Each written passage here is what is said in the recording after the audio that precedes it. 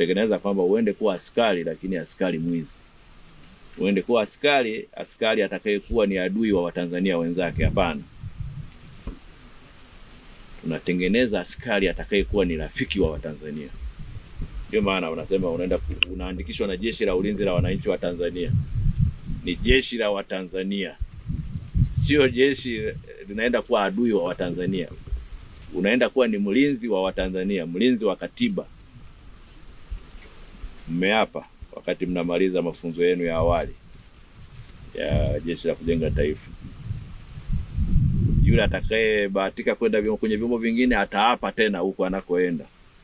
Lakini kiapo chetu huwa kinalalia kwenye vitu vya msingi, tunaweza kusema viwili vitatu vikubwa. Kuilinda katiba ya Jamhuri ya Muungano wa Tanzania kama vijana,